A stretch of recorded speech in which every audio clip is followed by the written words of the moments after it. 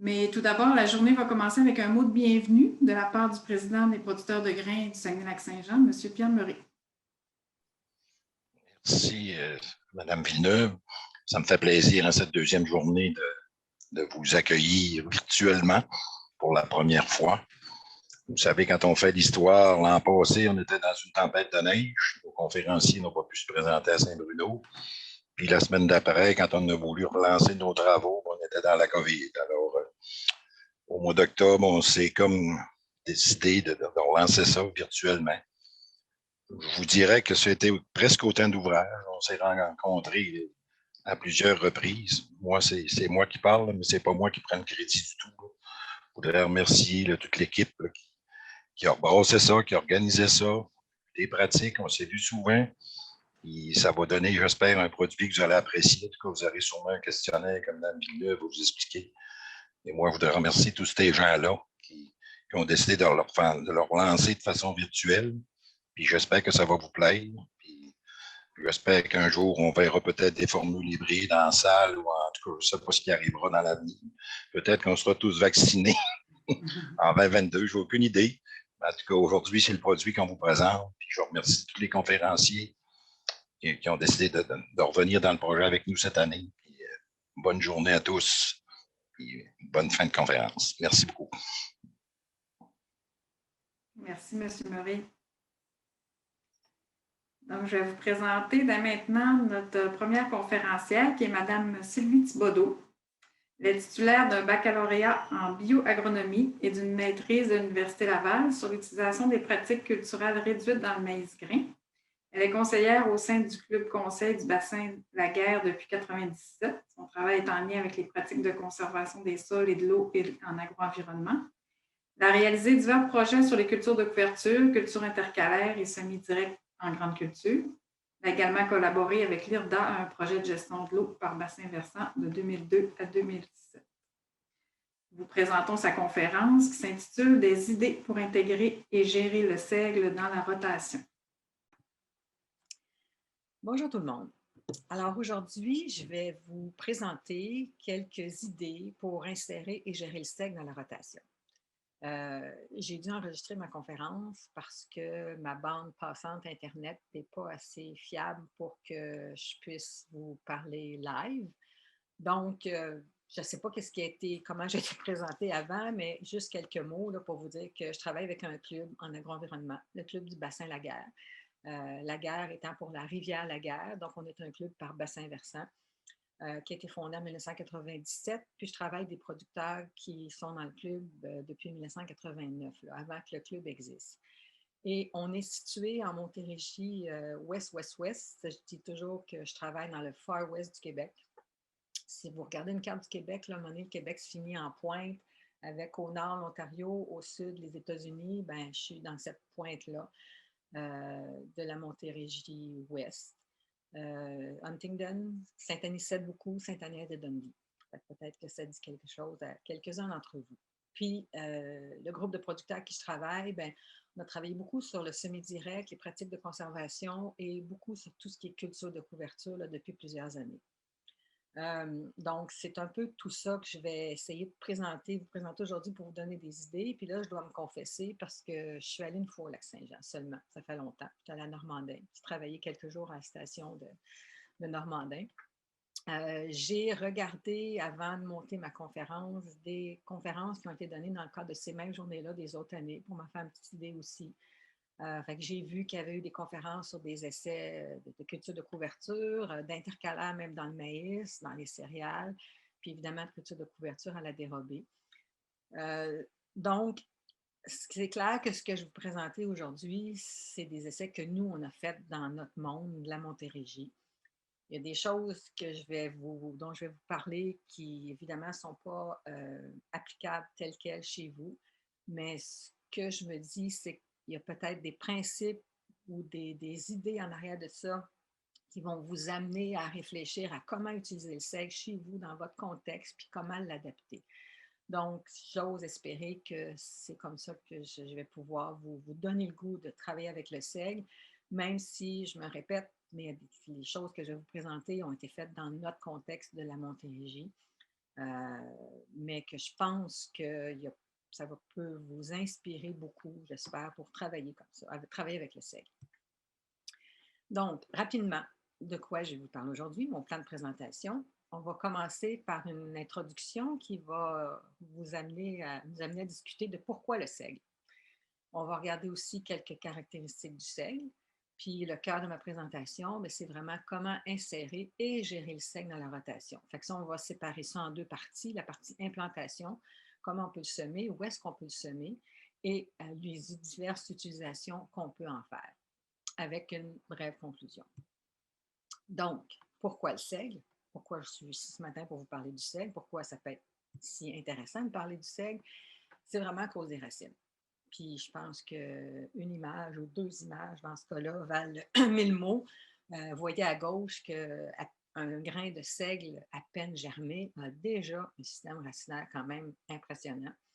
Puis à droite, là, si on parle d'un seigle bien implanté, mais vous voyez comment les racines peuvent descendre en profondeur. Fait que c'est vraiment une plante impressionnante, entre autres par rapport à ses racines. Mais là, on peut se dire, pourquoi des racines? Pourquoi c'est si important des racines? Parce que vous parlez un tout petit peu, vous avez dû en entendre parler déjà, mais de santé des sols, de tout ce qui touche différents aspects d'un sol en santé, d'un sol fertile. Et là, je vous ai présenté une analyse standard de fertilité du sol avec le phosphore, le potassium, le magnésium, le pH, etc. On est habitué de voir ça. Quand on parle de fertilité du sol, souvent, on va se référer à une analyse de fertilisation. Sauf que on se rend compte de plus en plus qu'il ne faut pas réduire la fertilité du sol à la fertilisation. C'est beaucoup plus que ça. Un sol fertile, en santé, productif, ça comprend des aspects chimiques, comme une analyse de fertilité. Ça comprend des aspects physiques aussi, comme la compaction, la structure du sol. Puis ça comprend aussi plusieurs paramètres biologiques reliés à l'activité biologique du sol et à tous les micro-organismes. C'est super important parce qu'on se rend compte de plus en plus qu'il y a vraiment tout un monde qui vit en dessous de nos pieds. Il y a au moins un quart de la biodiversité de la planète qui vit sous terre. Quand on y pense, c'est énorme.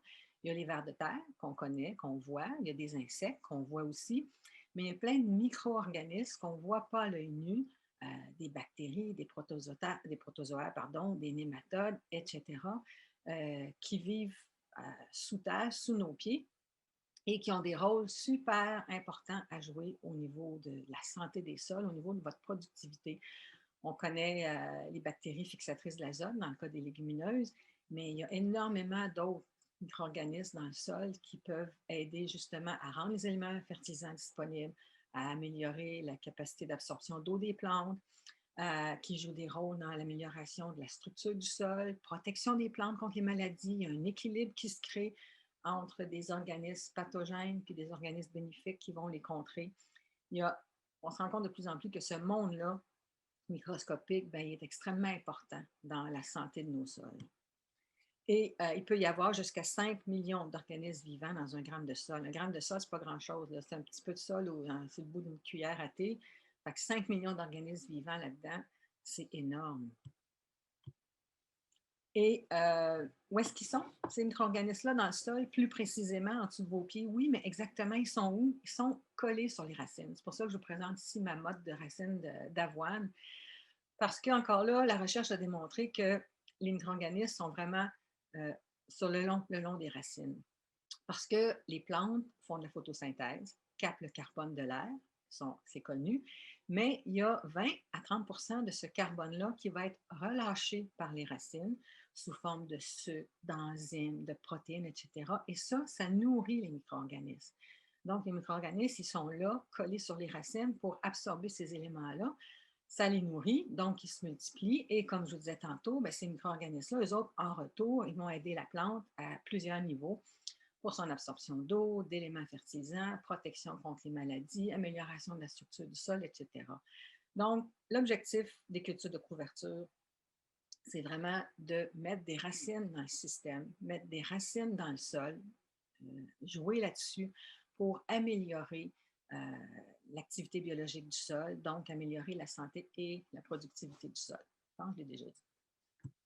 Et là, je vous ai mis une petite vache ici, juste parce que j'aime faire l'analogie souvent avec le fait que cette zone-là active biologiquement, collée sur les racines, mais on peut la comparer un peu au rumen d'une vache. Donc, c'est quand même synonyme de santé et de bon état de la vache avec un rumen qui est plein de micro-organismes et qui est en santé, qui est équilibré. Donc, c'est la même analogie qu'on peut faire avec notre sol. Et là, ce que je vais vous montrer ici, vous connaissez peut-être le test des bobettes, parce que comment on fait pour mesurer l'activité biologique d'un sol? C'est pas évident. Il y a des analyses qui se font à laboratoire, mais ça peut être coûteux, ça peut être long. Souvent, c'est très spécifique. Donc, il y a un petit test rapide, je vais juste vous en parler, là. C'est-à-dire qu'on prend des boxers en caleçon, des boxers en coton, pardon. On les pèse pour savoir le poids exact. Et après ça, on les enfouit dans le sol pendant une couple de semaines. Et plus il y a d'activité biologique dans votre sol, plus, quand vous allez les ressortir, plus ils vont être décomposés par les micro-organismes. Parce que le coton, justement, va être attaqué par tous ces organismes vivants-là dans votre sol. Fait que quand on les ressort au bout d'un certain nombre de semaines, on les lave, on les sèche, on les repèse et on est capable même d'avoir un chiffre, d'avoir un genre de pourcentage, d'avoir un pourcentage de dégradation qui est un bon indicateur quand même de l'activité biologique de notre sol. Ce que vous pouvez voir ici, regardez en bas complètement à droite, c'est un champ semi-direct qui reçoit du fumier régulièrement, des cultures de couverture. Ben, c'était vraiment notre gagnant en termes de dégradation. C'est clair que ce n'est pas reportable. Puis, ce qui est intéressant aussi, regardez en haut à droite. C'est un caleçon qui a été enfoui dans un champ qui est en système de labour, mais qui, pour la première année, avait des intercalaires. Et dans ce champ-là, il y avait des bandes avec intercalaires et des bandes sans intercalaires. Et en bas à gauche, vous avez dans les bandes sans intercalaires, même champ, labouré, mais pas d'intercalaire. On voit que ça a été beaucoup moins dégradé que celui en haut à droite. Donc, moins d'activité biologique du sol. Donc, il semble que juste avec une première année d'intercalaire, ben, on a quand même réussi à augmenter l'activité biologique de ce sol-là. Ce n'est pas scientifique, mais c'est très visuel. Puis c'est une façon de faire qui est vraiment intéressante, là, puis qui n'est pas très compliquée à faire non plus. Donc, maintenant, quels sont les bénéfices du seigle? Comme les cultures de couverture en général, je vous disais tantôt qu'on met ça pour des racines et que ça stimule l'activité biologique du sol, bien évidemment, le seigle, avec toute sa quantité de racines en profondeur, ça stimule beaucoup l'activité biologique du sol. Et ça améliore la structure du sol également parce que l'activité biologique du sol favorise beaucoup, entre autres, les champignons mycorhiziens qui produisent de la glomaline, qui est une substance, un genre de colle qui aide les particules de sol à se lier ensemble, à se tenir, à développer une bonne structure. Il y a un gros rôle des micro-organismes du sol dans la structure du sol. Et aussi, ça permet d'augmenter la matière organique du sol. Puis là, juste ouvrir une parenthèse sur le fait qu'à un moment donné, on se disait beaucoup, ça nous prend des cultures de couverture qui viennent avec des grosses biomasses, avec un bon rapport carbone, beaucoup de carbone pour améliorer la matière organique du sol. Mais ce que les dernières recherches ont démontré, c'est que la matière organique du sol aussi, c'est beaucoup les micro-organismes du sol. Les micro-organismes, ils contiennent du carbone. Je vous disais que la plante en rejette par ses racines 20 à 30 %. Les micro-organismes le mangent, l'accumulent sous forme de protéines, de sucre, etc. Donc, ces micro-organismes-là contiennent du carbone, puis ben, il y a un roulement dans le sol, il y a des micro-organismes qui meurent, donc qui rejettent de ce carbone-là. Donc, la recherche a démontré que la matière organique du sol, on peut augmenter la matière organique du sol avec des cultures de couverture qui ne sont pas riches en carbone, tout simplement parce qu'on favorise l'activité microbienne dans le sol et que ces micro-organismes-là, ben, c'est une forme de matière organique aussi. Maintenant, le seigle, encore là, de par sa quantité de racines importante et de par les effets sur la structure, la matière organique, permet d'augmenter la capacité de rétention en eau des sols légers. Je vais vous parler de producteurs tantôt qui travaillent avec le seigle dans des sols sableux dans cet objectif-là.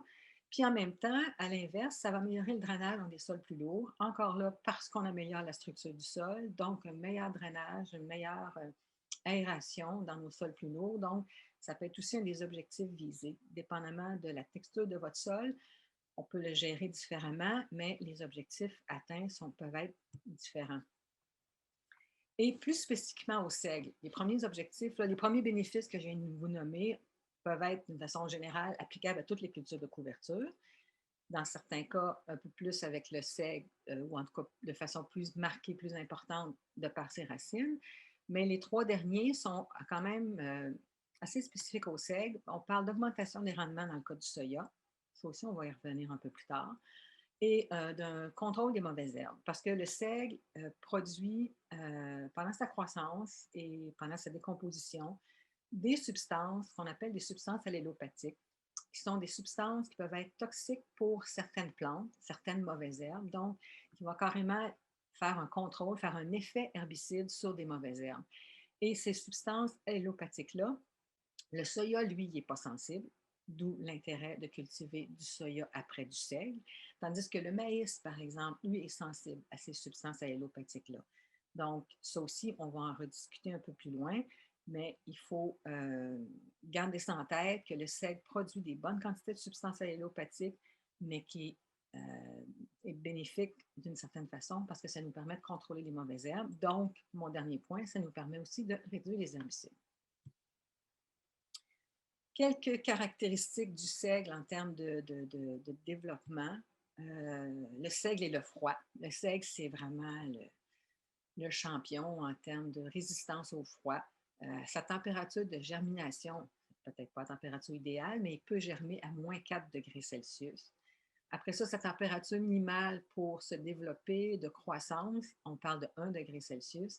Et le seigle peut résister à des températures de moins 35 degrés Celsius. Donc, c'est quand même, ça ouvre des possibilités là, très, très intéressantes pour des semis tardifs, là, puis de passer l'hiver, puis de repartir au printemps suivant.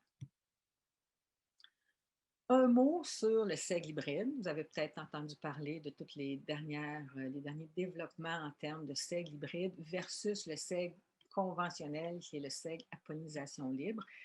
Ce n'est pas le but de ma conférence aujourd'hui. On ne rentrera pas dans ces détails-là dans la régie, mais je vous ai quand même présenté ici un petit tableau qui compare un peu le seigle hybride avec le seigle PL à pollinisation libre, qui est le seigle conventionnel. On parle de plus 15% de protéines dans le seigle à pollinisation libre. Mais en termes de hauteur du plant, par exemple, on voit que le seigle hybride est plus court. On voit que le taux de semis recommandé dans le cas du seigle hybride est plus faible que celui du seigle à pollinisation libre. Il étale plus, il fait plus d'épis par tête et il fait plus de grains aussi par épi, donc ce qui permet de compenser. Ce qui fait qu'en termes de coût des semences en dollars à l'hectare, ben, il revient quand même un peu plus cher que le seigle à pollinisation libre. Mais vu qu'on réduit le taux de semis, ben, ça permet de réduire un peu cet écart-là, cette différence-là de coût. Maintenant, ici, vous avez un petit tableau qui résume des essais, l'équivalent de 14 années sites de 2015 à 2018 au Québec en termes de rendement du seigle hybride versus le seigle à pollinisation libre. On voit que le seigle hybride a une augmentation de rendement, donne un rendement supérieur de 32% en moyenne par rapport au seigle à pollinisation libre. Ce que je vous ai écrit en bas aussi, on voit que le gain de rendement avec le seigle hybride varie de 23 à 39% là, selon les années, mais ça reste pas mal en faveur du seigle hybride. Mais c'est sûr qu'il y a un coût aussi un peu plus élevé en termes de semences. Mais quand on va travailler dans le monde des cultures de couverture, ben, on va travailler avec du seigle conventionnel. Et je vous dirais que moi, beaucoup de producteurs avec qui je travaille vont se mettre ensemble, 2, 3, puis il y en a une année qui cultive un champ de seigle, puis ils gardent leurs semences, puis ils s'en servent comme culture de couverture, ils revendent à ses 2 voisins, puis l'année d'après, c'est un autre qui fait ça, puis donc ils travaillent comme ça avec le seigle à pollinisation libre. Maintenant, des résultats d'une enquête sur les cultures de couverture aux États-Unis en 2016, où on a établi que le seigle est au premier rang de toutes les cultures de couverture semées en termes de superficie et de répondants. 82% des répondants sèment du seigle sur 187 000 acres. 52% des répondants rapportent qu'ils ont des augmentations en rendement en soya lorsqu'ils ont fait une culture de couverture de seigle avant. Et 82 des répondants mentionnent que le seigle aide au contrôle des mauvaises herbes. Donc, maintenant qu'on a vu quelques aspects de la culture en tant que telle, c'est là qu'on rentre plus dans comment insérer et gérer le seigle dans la rotation. C'est là que je vais essayer de vous amener quelques idées.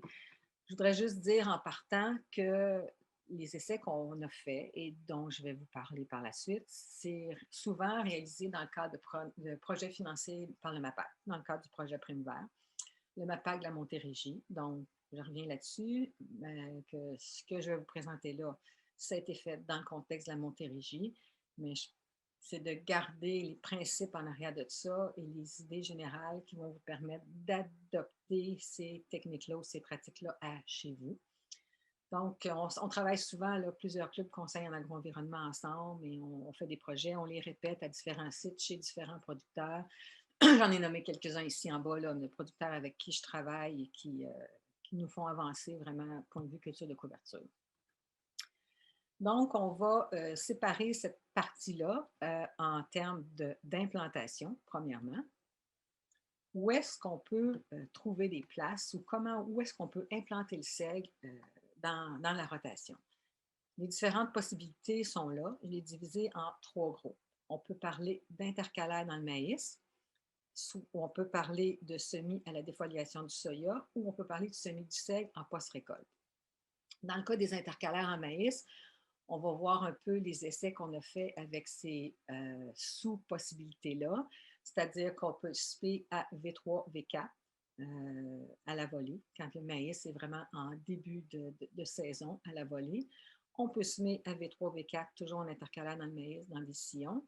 On peut semer un peu plus tard dans la saison à la volée, puis même à la sortie des croix à la volée. Pour ce qui est de la défoliation du soya, bien là, on va parler d'un semis à la volée, évidemment. Puis pour ce qui est de post-récolte, ça peut se faire après des céréales, après du soya, après du maïs en silage. Et bon, dans notre cas aussi, après du maïs grain. Je vais vous en montrer quelques diapos. Et là, on peut penser à semer à la volée ou on peut penser à semer au semoir. La deuxième partie de ça, c'est en termes d'utilisation. Une fois qu'on va avoir décrit et vu différentes façons d'implanter le seigle, on va parler un peu d'utilisation de ce seigle-là. Et là, en fonction des différents modes d'implantation, on va pouvoir regarder pour récolter le seigle en grains, en faire de l'ensilage, s'en servir pour implanter une prairie, aller semer un soya dans le seigle et on va discuter aussi un peu d'aller faire un semis de maïs dans le seigle. Donc, on commence avec mon premier bloc, mon premier sous-groupe qui est de voir est-ce qu'on peut implanter le seigle en intercalaire dans le maïs. Juste une petite mise au point ici, là, quand on parle des stades V dans le maïs, les V, ça fait référence au nombre de collets visibles. Fait que vous avez ici un plant de maïs au stade V5, il y a 5 collets visibles. Fait qu'on voit qu'il y a plus que 5 feuilles. On peut même parler de 7 feuilles dans ce cas-là, même une 8e. Mais c'est plus facile d'être uniforme tout le monde si on compte le nombre de collets plutôt que le nombre de feuilles. Le nombre de feuilles, on ne sait pas toujours. Celle dans le cornet, on la compte ou on ne la compte pas. Donc, je vais faire référence ici au stade V du maïs, donc le nombre de collets visibles. Et avant de parler de seigle plus précisément, on va parler de l'exemple du régras. Comme je vous disais, j'ai été voir des conférences qui sont données déjà dans le cadre de ces journées-là et j'ai vu qu'il y avait eu des essais d'intercalaire dans le maïs avec différentes espèces. C'est que, juste pour vous faire la comparaison, le régras, ben, c'est quand même, je dirais, le champion de l'intercalaire dans le maïs parce que il est très, très compatible avec le maïs pour différentes raisons. Entre autres, le régras, il supporte bien l'ombre. Ça va bien, il va se ramasser à l'ombre. Dans le maïs, ça ne sera pas long. Puis en plus, le régras, sa croissance est ralentie lorsque la température de l'air atteint 22 à 25 degrés Celsius. Il aime plus les températures fraîches, alors que le maïs, lui, c'est le contraire. Quand les températures se réchauffent, c'est là qu'il décolle. Donc, le régras n'est pas compétitif à ce point de vue-là au niveau du maïs. L'important, c'est qu'on veut qu'il fasse 2, 3 feuilles avant que le maïs couvre ses rangs. Après ça, il va rester tranquille en dessous du maïs. Quand il va recommencer à avoir de la lumière en fin de saison, c'est là qu'il va plus se développer, puis il va commencer à faire plus frais aussi. Fait qu'il n'y a pas de compétition entre le régras et le maïs. Donc, la compatibilité est quand même vraiment très bonne. Et je vous montre ici une mode de raigrasse, là. Ce qui est impressionnant dans le raigrasse, c'est le chevelu racinaire. Ce n'est pas du tout le même type de racine que le seigle, mais c'est très intéressant. Avec un chevelu racinaire comme ça, c'est certain qu'on a un bon effet sur toute l'activité biologique du sol. Les producteurs aiment beaucoup aussi le raigrasse en fin de saison pour la portance de la batteuse. Ça garde les roues de la batteuse plus propres. Quand on a une belle implantation de raigrasse, puis qu'on a comme une prairie, d'une certaine façon, entre les rangs de maïs, c'est super positif là-dessus. Maintenant, pour ce qui est du semis à la volée, que ce soit pour le raigrasse ou pour le maïs, on peut penser à un semis à la volée au stade V3, V4, donc 3 ou 4 collets visibles. À gauche, je vous ai mis un producteur avec qui je travaille, qui a une trémie comme ça de lime, c'est fait une barre porte-outils avec des tuyaux. Là, ce qu'on ne voit pas, c'est qu'il y a des petits déflecteurs en bas, au bout, pour s'assurer que les semences de raigrasse sont vraiment mises en dessous du couvert de maïs et non dans le cornet. Il y a des applicateurs APV aussi qui sont possibles. Il y en a qui vont rajouter des peignes en arrière de tout ça. Tout dépend. Moi, les producteurs qui travaillent en semi-direct ne rajoutent rien parce qu'en semi-direct, il y a des résidus, il y a des cabanes de vers de terre, le sol est plus rugueux. Fait que les semences de raigrasse, là, du moment qu'il y a une pluie, ils vont aller se localiser dans tous ces petits espaces-là, vont être comme un peu protégés, puis ça donne des beaux résultats, là.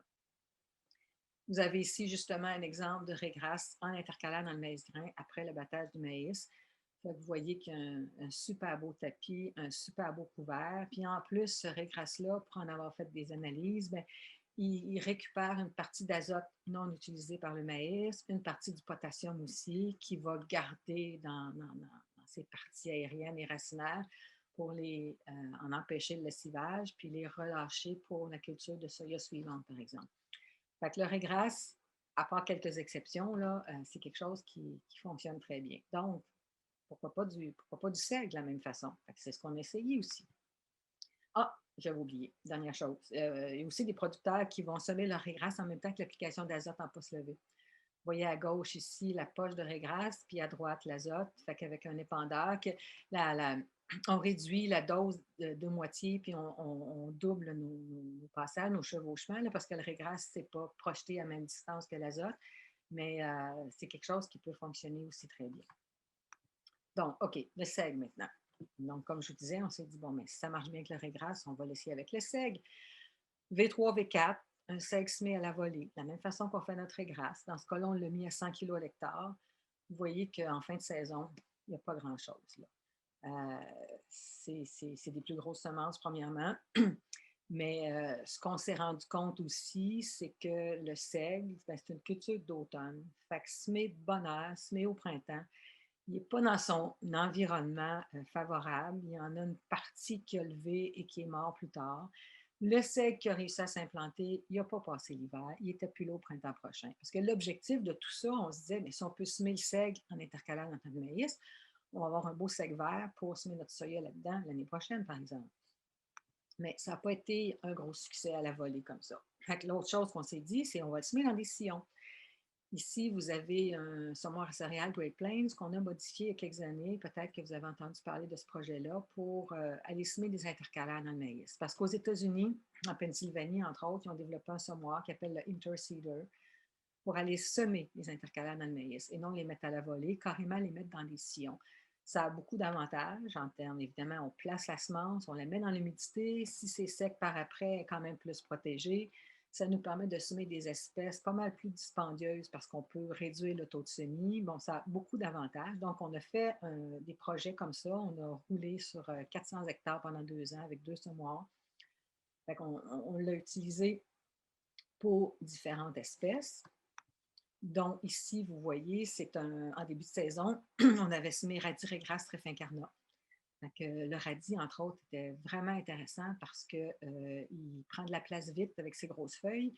Fait que vu qu'on avait juste fait une application de Roundup avant de semer, ben, le radis, lui, a permis de contrôler les mauvaises herbes. Il a continué la job en termes de contrôle de mauvaises herbes. Donc, on voit très bien ici nos 3 rangs de radis. Il y avait du raigrasse, il y avait du trèfle-incarnat aussi dans ça, mais c'est vraiment le radis qui se développe en premier. Plus tard durant la saison, vous voyez de quoi ça a l'air. Puis, peut-être que vous vous demandez, on a dû réduire notre rendement de maïs. Je vous dirais qu'en Si on fait la moyenne de tous les champs, on a fait ça chez à peu près 40 fermes en 2 ans. On avait une augmentation de rendement maïs de 500 kg à l'hectare, globalement, avec des très belles biomasses comme ça. Puis on s'est rendu compte que plus la biomasse de notre intercalaire est belle, bien, plus c'est bénéfique au niveau de notre sol et de notre maïs. Il y a des producteurs dans le cadre de cet essai-là qui ont voulu essayer d'autres choses aussi. Si vous avez carrément un pois fourragé, encore semé au semoir, pois fourragé, il est vraiment intéressant pour stimuler l'activité biologique du sol. Par contre, c'est qu'il est rendu quelque part à la fin août, il n'est plus là. Il a fini son cycle, il a fleuri, il a même fait des gousses, puis il est desséché. Mais je pense qu'il a été quand même très bénéfique au niveau d'activité biologique du sol. Donc, on s'est dit, on va essayer de semer le seigle comme ça aussi. Encore, j'oublie celle-là. Juste pour vous montrer, en fin de saison, après du maïs en silage, de quoi ça peut avoir l'air. C'est encore notre mélange radis, régras, trèfle, incarnat. Les producteurs faisaient des bandes avec et sans intercalaire. Fait que si vous avez carrément à droite, il n'y avait pas d'intercalaire, et à gauche, on voit que le radis là, est encore très beau, très vert. Le régras, là, il était là maintenant. Le trèfle incarnat, on ne le voit pas beaucoup. Il n'aime pas la compétition, mais il était quand même là. Puis ça nous faisait quand même une légumineuse dans le mélange. Donc, c'est ce que ça peut avoir l'air, là, semé au semoir dans du maïs en silage. Donc, là, j'en reviens. C'est vrai, on l'a essayé avec du seigle aussi. Semé dans des sillons au semoir à céréales. Quand on l'a semé à voler, on l'avait mis à 100 kg à l'hectare. Mais là, on s'est dit, on ne sème pas partout. On sème dans des sillons. On sème sur comme l'équivalent de 60 de notre superficie de champ. Fait qu'on a semé un taux de semis de 60 de notre 100 kg à l'hectare. Fait qu'on l'a semé à 60 kg à l'hectare. On voit que ça s'implante quand même assez bien. Ça a poussé là, en début de saison. On avait 2 rangs dans ce cas-là de seigle par entre-rang de maïs. Plus tard, en fin de saison, on voit qu'il est encore là. Dans ce cas-là, il a plus toffé, puis il y avait une plus belle population que celui qu'on avait semé à la volée. Par contre, j'en ai pas de photos, là, mais il n'a pas passé l'hiver non plus. Puis ça, c'est pas juste un site, là. C'est des essais qu'on fait à plusieurs sites, à chaque année, plusieurs clubs ensemble pour vraiment essayer d'avoir un portrait de la technique, ça marche ou ça marche pas. On l'a fait pendant 3 ans comme ça, et même semé dans des sillons avec des pas pires implantations, ça passe pas l'hiver. Et c'est probablement parce que le seigle, ça correspond pas à son mode de développement, à son mode de croissance. Lui, il aime ça, être semé en fin de saison, il se développe un peu, puis c'est comme ça qu'il se fait des réserves, puis qu'il réussit à passer l'hiver. Fait qu'on a mis ça de côté, tout ce qui était semé là, en début de saison dans le maïs. Puis on est allé, il y a quelques années, chez Dave Brandt en Ohio, qui est un producteur grande culture qui fait beaucoup de culture de couverture. Et lui, il a une automotrice comme ça pour semer ses intercalaires dans le maïs en fin de saison. Fait que, il y a un producteur au Québec qui est équipé comme ça maintenant. Ça nous a quand même donné l'idée de l'essayer, pas avec un équipement mécanisé, mais ça se fait au moins à la main, en petite parcelle, pour voir ce que ça donne. Fait que vous avez ici un seigle semé à la sortie des croix, à 100 kg à l'hectare. Là, ça fait une belle implantation et dans ce cas-là, on a des sites qui ont passé l'hiver et d'autres pas. Fait que ce qu'on a fait par la suite, c'est qu'on a encore plus, on continue ces essais-là là, chez des producteurs, mais c'est vraiment des petites parcelles, c'est comme des 6 rangs de large par 8 mètres de long qu'on répète à plusieurs endroits dans le champ.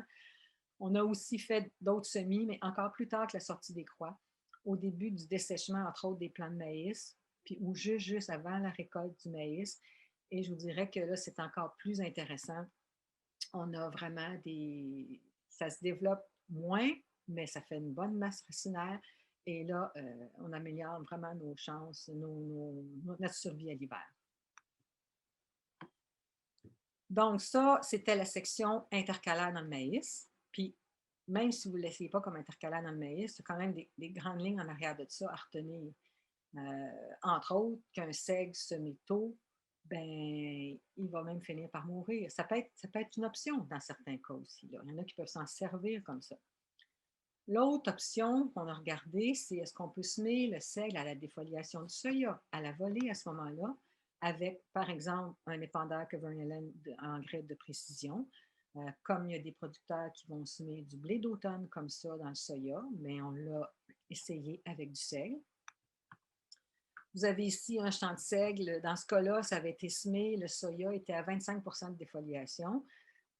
Taux de semis, 180 kg à l'hectare. Ça, c'est une photo que j'avais prise qui part en novembre. Fait qu'on voit très belle couverture, un peu plus proche, là. Le seigle, c'est relativement uniforme. Il n'est pas très, très haut, mais c'est juste bien là, pour passer l'hiver.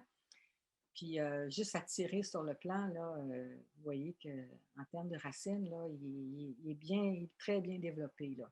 D'ailleurs, ça me fait penser au fait que souvent, quand on sème des cultures de couverture, puis pas juste le seigle, là, même des annuelles en fin de saison, quand on les sème tard, ben, j'ai remarqué qu'il faut vraiment sortir la pelle parce que des fois, la biomasse aérienne ne sera pas très élevée, mais c'est au niveau des racines que ça va s'être plus développé, que ça va avoir plus compensé.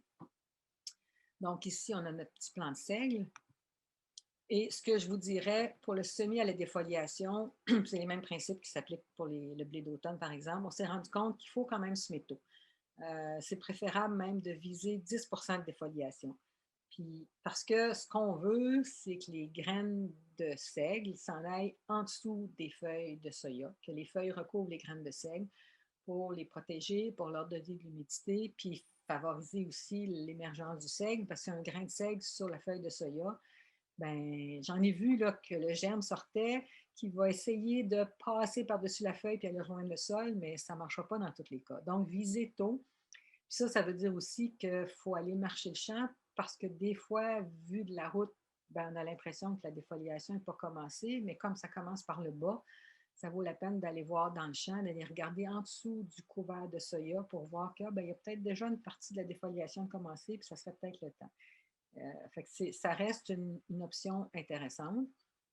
En termes de taux de semis, je vous y mets un exemple là. On peut parler de 150 kg à l'hectare, mais c'est à essayer selon vos conditions. On va revenir un peu plus sur les taux de semis de façon générale tantôt, là, mais plus on sème tard, plus il faut augmenter le taux de semis. Puis ça dépend aussi toujours de ce qu'on veut en faire l'année prochaine.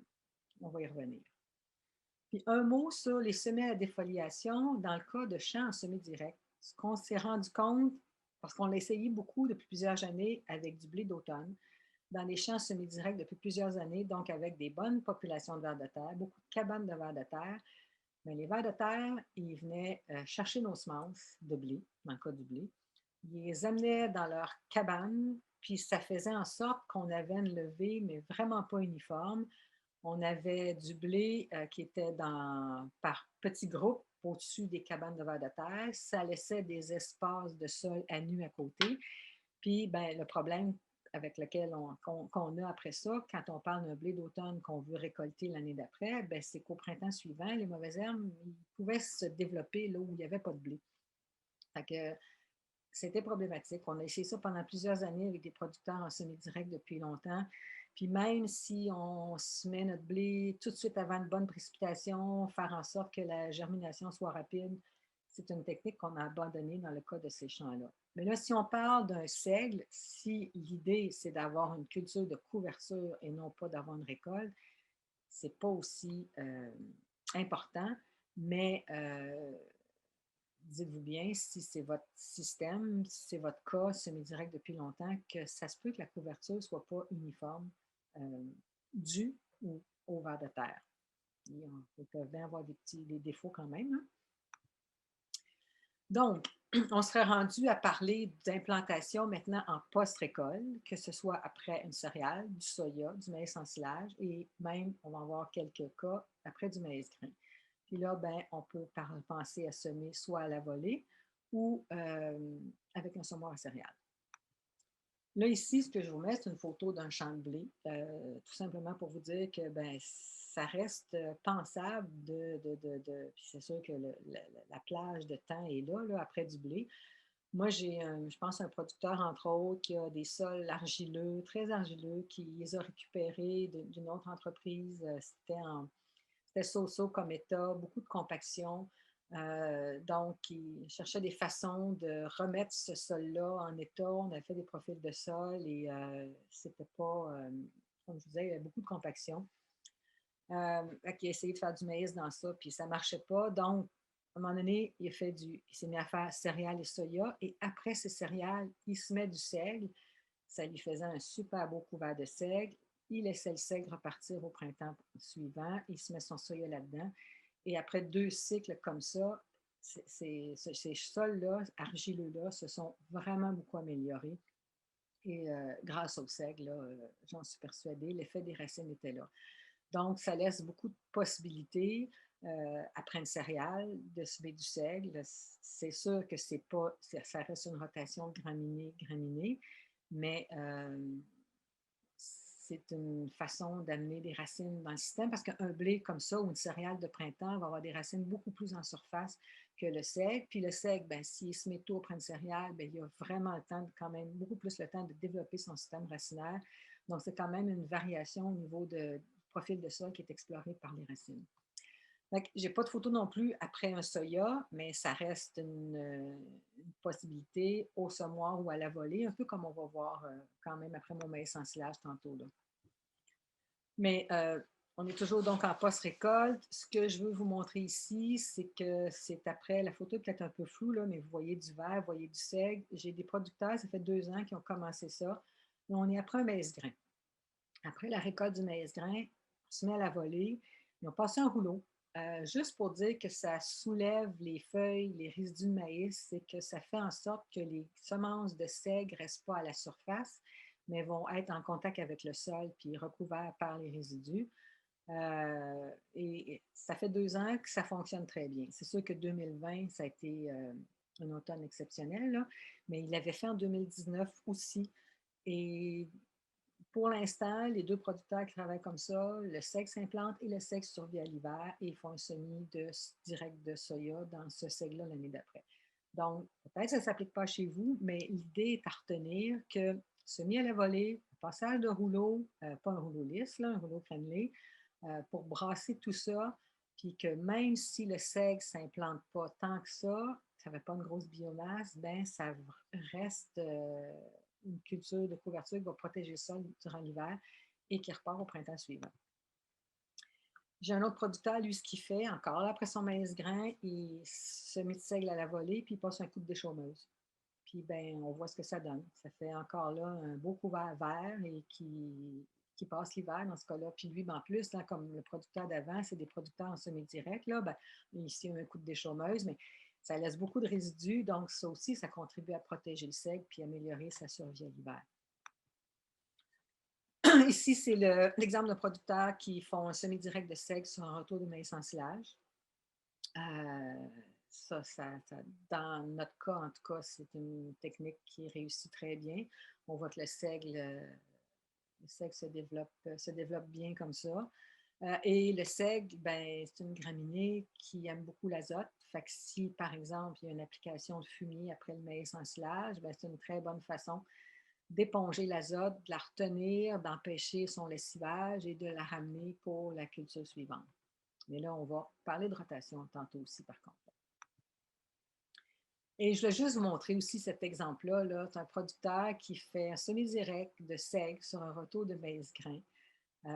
Puis bon, mais quand on regarde le champ comme ça, on a l'impression qu'il n'y a absolument rien, qu'il y a juste des résidus de maïs, mais ça a été semé. Et je ne sais pas si vous voyez, attendez ma souris, il y a des petits bouts verts ici au travers de ça. Là. Le seigle levait, ça c'est une photo que j'avais prise le 15 novembre 2018 et le lendemain, là, il y avait une bonne bordée de neige.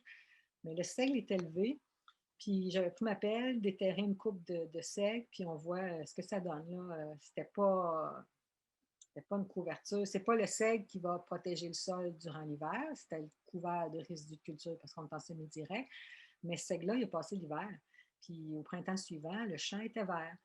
J'ai même son voisin qui avait fait la même chose, mais un peu plus tard. Puis quand j'étais allée marcher le champ avec lui cette journée-là de novembre, on avait vu que le seigle avait à peine germé. Il n'avait pas levé.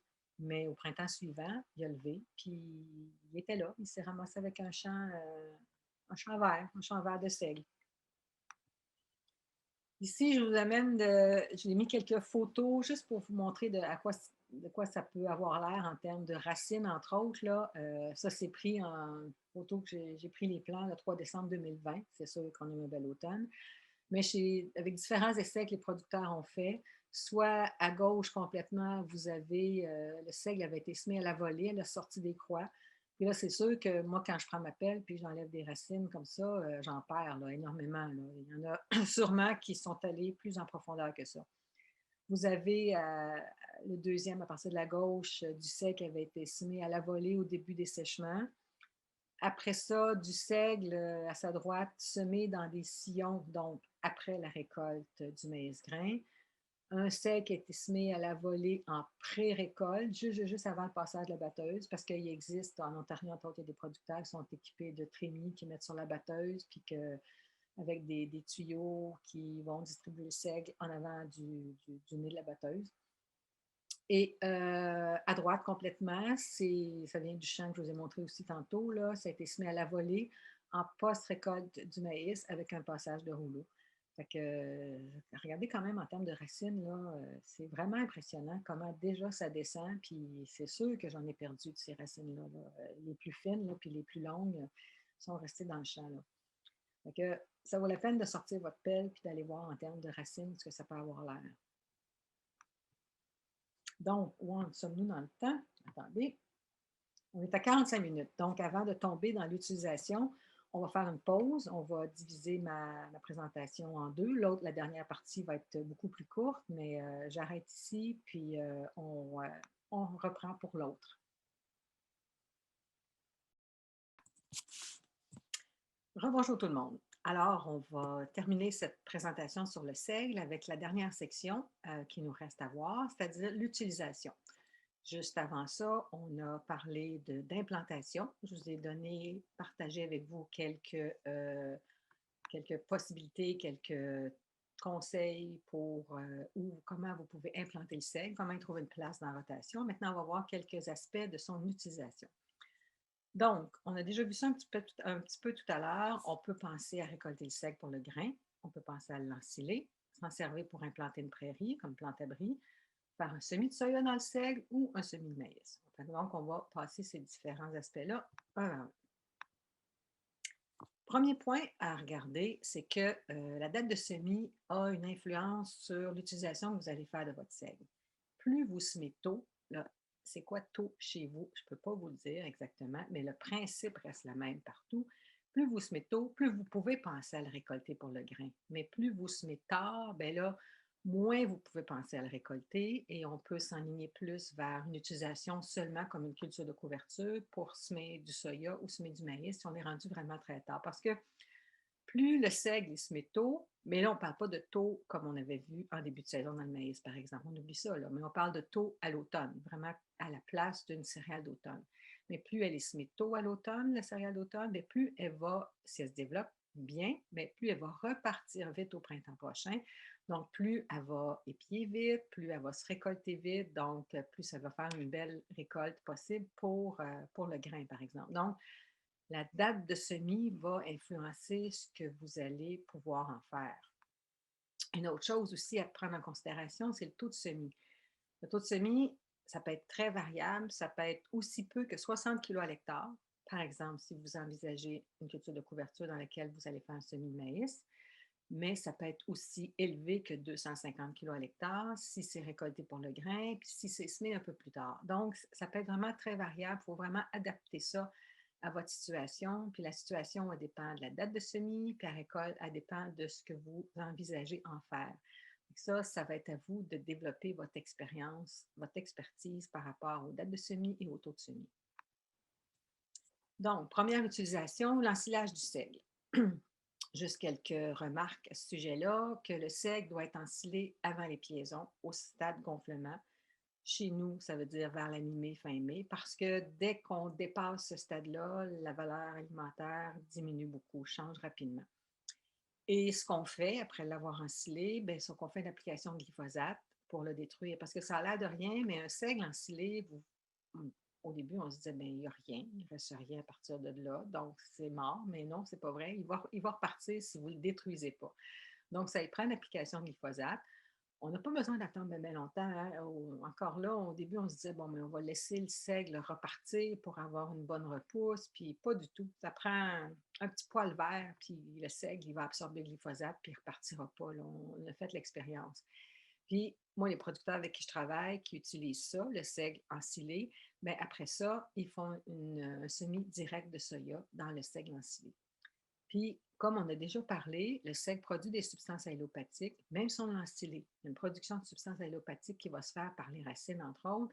et ça aide au contrôle des mauvaises herbes. Un semis direct de soya d'un seigle comme ça ensilé, le champ va être très propre. Vous avez déjà, en plus, évidemment, que vous avez appliqué du glyphosate pour le détruire, là, mais vous allez avoir un très bon contrôle de mauvaises herbes durant la saison parce que le seigle joue vraiment ce rôle-là d'herbicide. On peut parler de rendement moyen en ensilage de 4 tonnes de matière sèche par hectare à 22 de matière sèche puis une teneur en protéines de 13 Mais comme je vous disais, il faut vraiment l'ensiler au bon stade. On peut s'en servir comme plante-abri pour implanter une prairie. Je n'ai pas d'expérience là-dedans. Je n'ai pas de producteurs qui l'ont essayé. On ne l'a pas fait. Mais je sais qu'en Beauce, entre autres, pour avoir vu des projets de clubs en agroenvironnement dans ce coin-là, c'est une pratique quand même relativement courante. Donc, c'est pensable. Encore là, l'avantage, c'est que le seigle va faire un bon contrôle des mauvaises herbes et que si votre seigle est pensilé, qui est récolté en grains, ben, comme ça se récolte quand même tôt, le seigle, ben, ça fait une plante abri qui est intéressante parce que comme elle part tôt du champ, ben, ça peut laisser la laisse du temps à votre plante fourragère en dessous, à votre prairie. Par contre, ce qui m'embête un peu, c'est que est-ce qu'il y a de l'allélopathie possible envers la prairie que vous allez semer? Parce que j'ai vu une étude aux États-Unis où ils comparaient différentes variétés de luzerne et c'était fou comment, selon la variété, si le seigle pouvait l'affecter, la population de luzerne était grandement réduite, alors qu'avec d'autres, pas du tout. Fait que ça m'embête un petit peu. Je n'ai pas trouvé d'autres littératures là-dessus au Québec. Puis on pourrait même se poser la question, est-ce que les graminées pourraient être affectées? Fait que ça reste à essayer, mais encore là, comme je vous dis, en Beauce, il y a des clubs qui ont fait des projets et ça fonctionnait bien. Est-ce que nos conditions sont différentes? Pourquoi avec l'étude que j'ai trouvée, il y avait un impact sur la luzerne avec certaines luzernes? C'est à voir. Et puis, ben, dans le cas du projet en Beauce, là, des essais, eux autres, ils disaient qu'ils pouvaient faire des semis par vasage lorsque le sol gèle encore la nuit. À ce moment-là, le gel-dégel va faire en sorte que vos semences vont rentrer dans le sol. Semis par vasage, évidemment, à la volée. Ils parlaient aussi de faire un semis direct sur sol gelé ou sinon de faire un semoir conventionnel, mais tôt au printemps, là, quand la portance du sol est encore bonne. Fait que tout ça pour implanter une prairie dans un seigle d'automne. Maintenant, l'autre utilisation dont je vais vous parler, c'est, disons qu'on est rendu tard ou qu'on ne veut pas l'ensiler, qu'on a semé tard, puis qu'on n'a pas mis un gros taux de semis pour différentes raisons. Ce qu'on veut faire avec notre seigle, c'est l'utiliser comme culture de couverture seulement. Et à ce moment-là, l'année suivante, on se dit, bon, mais est-ce que je sème du soya ou du maïs dans mon seigle? Définitivement, le soya donne les meilleurs résultats. C'est clair, j'ai fait toute une revue de littérature aux États-Unis, puis on l'a essayé aussi. On parle de réduction du rendement maïs sur un retour de seigle de 15 à 20 C'est pas que le maïs ne poussera pas, il va pousser quand même, mais il va être affecté par les substances allélopathiques, alors que le soya, lui, ne l'est pas. Puis au contraire, le soya, on rapporte même des augmentations de rendement dans le seigle. Donc, pourquoi le rendement du maïs peut être réduit? Parce qu'il y a l'effet allélopathique, dont je vous ai déjà parlé. Il y a aussi le fait que le seigle aime beaucoup l'azote, fait qu'il peut immobiliser, peut prendre de l'azote au détriment du maïs. Par contre, ça, on est capable, sinon avec notre démarreur, de compenser. Là. Mais l'autre point important, c'est ce que les Américains appellent le green bridge. C'est qu'il semble qu'il y a des champignons du sol qui peuvent être responsables de certaines maladies racinaires des graminées qui peuvent se transmettre du seigle au maïs. C'est-à-dire quand votre seigle est détruit, bien à ce moment-là, ces champignons-là pathogènes peuvent migrer vers le maïs. Par contre, j'ai aussi lu que quand on a un sol en santé, actif biologiquement, ces effets-là peuvent être de beaucoup réduits, probablement justement par la diversité au niveau du sol, diversité des micro-organismes. Donc, les champignons potentiellement pathogènes qui peuvent être là, peuvent être contrés par des organismes utiles. Donc, mais ça reste que d'une façon générale, on peut s'attendre à avoir des réductions de rendement du maïs sur un retour de seigle.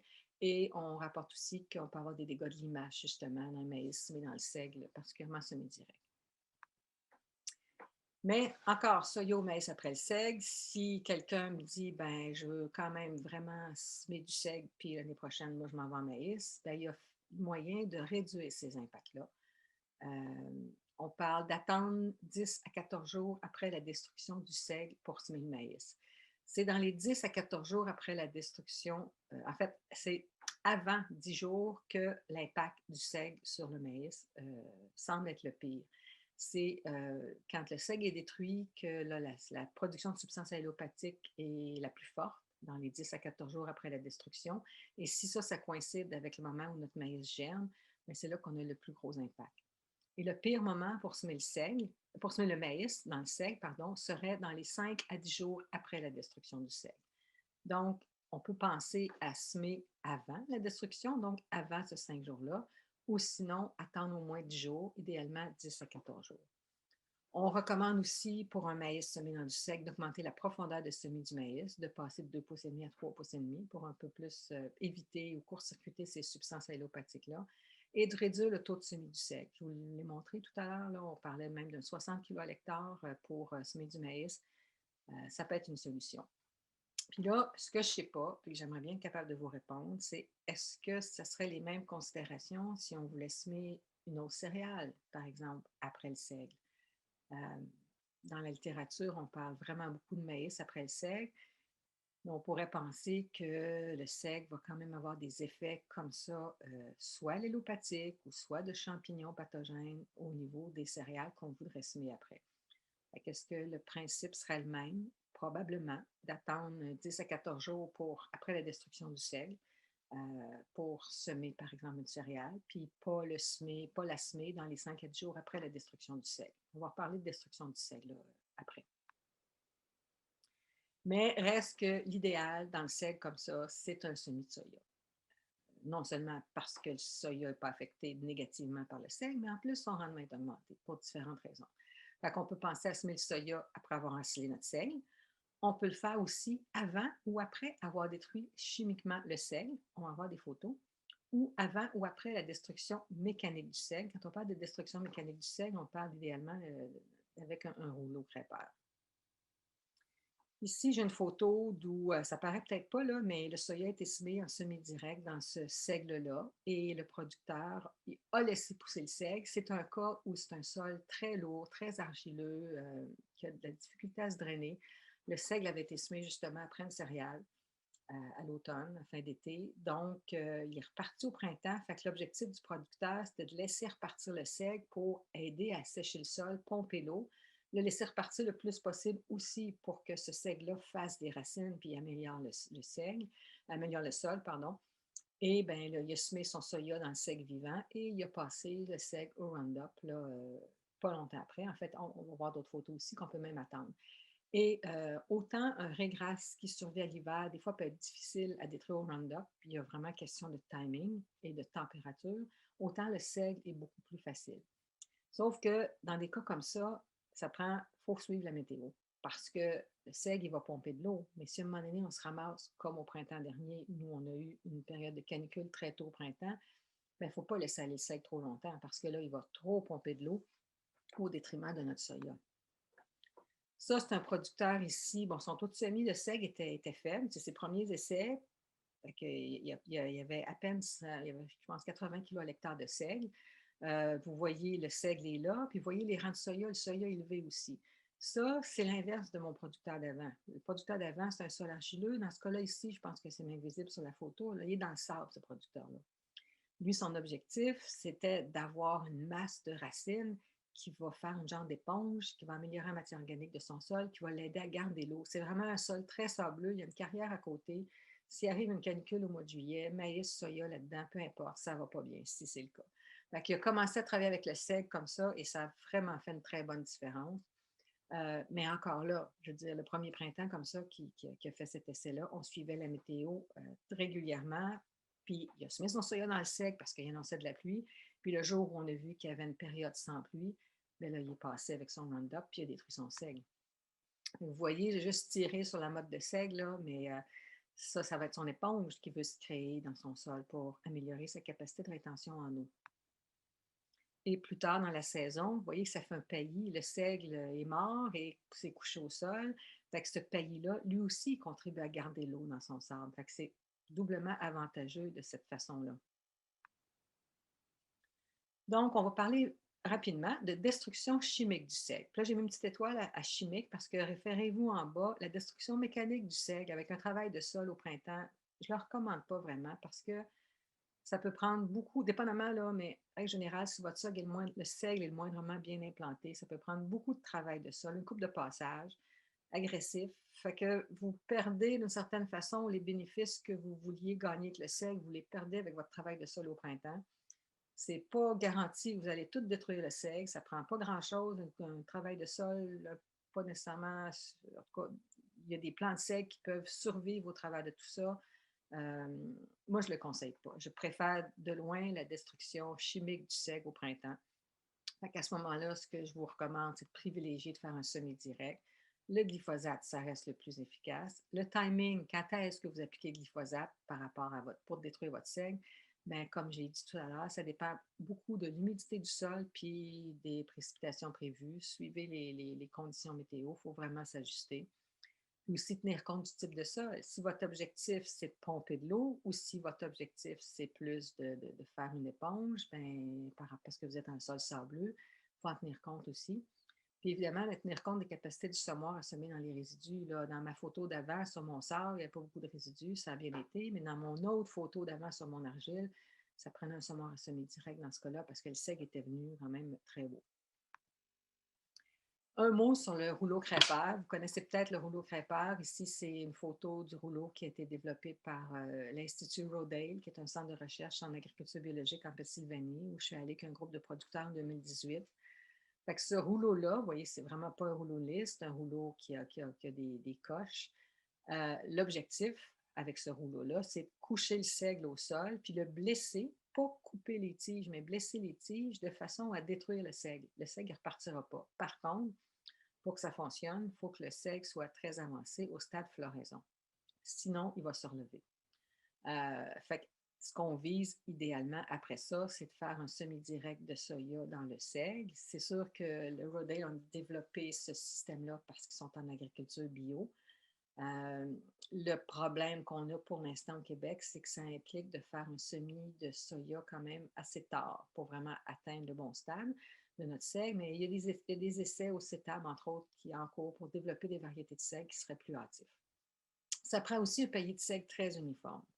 Il y a des producteurs qui vont semer le seigle une moitié au semoir l'année précédente le soya et l'autre moitié à la volée pour bien couvrir parce que s'assurer, si vous êtes en bio, si vous voulez travailler avec un pays de seigle comme ça, il faut vraiment que ça soit très uniforme parce qu'il y a des endroits où il n'y a pas de seigle, pas de paillis, les mauvaises herbes vont passer au travers de ça, puis là, bien, vous ne pouvez plus sarcler parce que vous êtes pris d'un pays de seigle.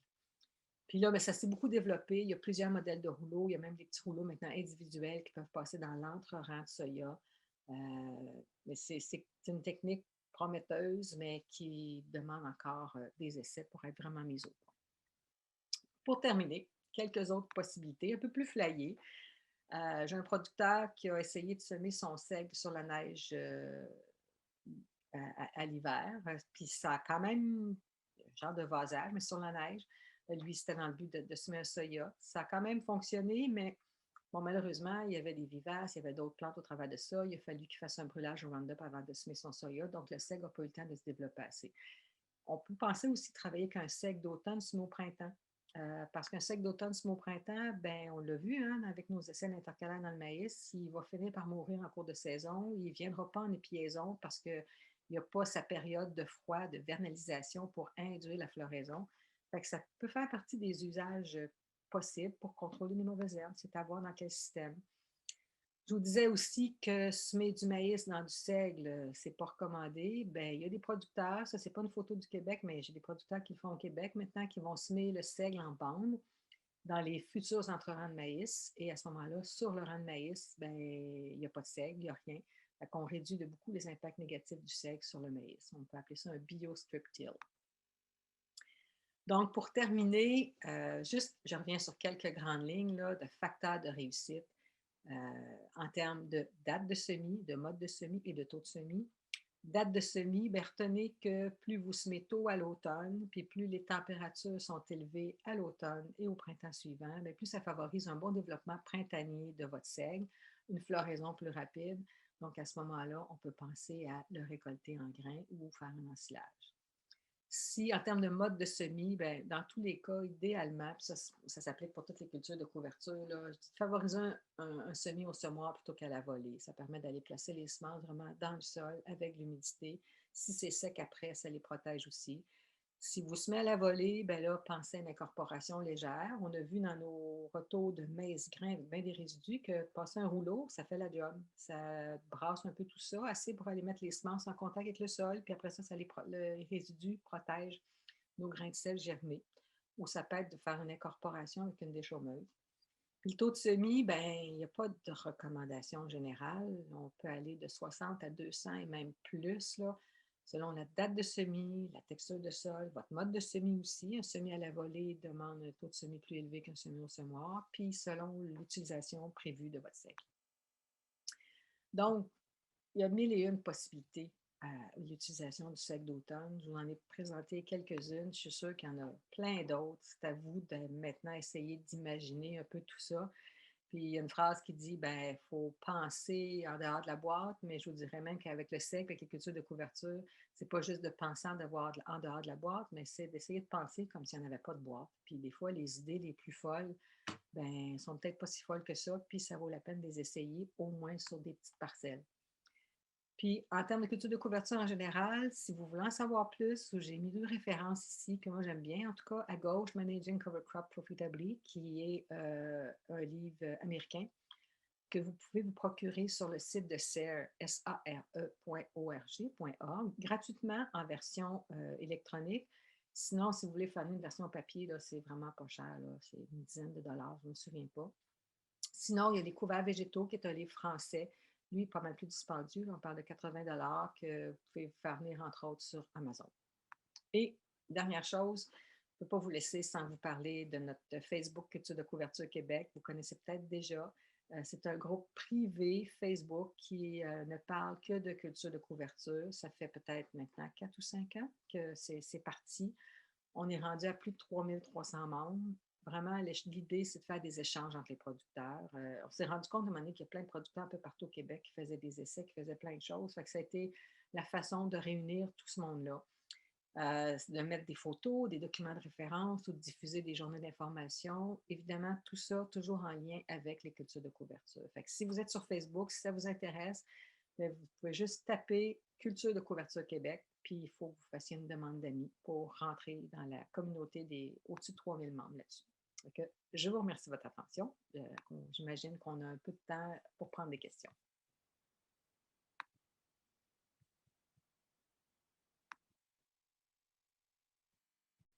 Alors, on va poursuivre avec notre deuxième conférence.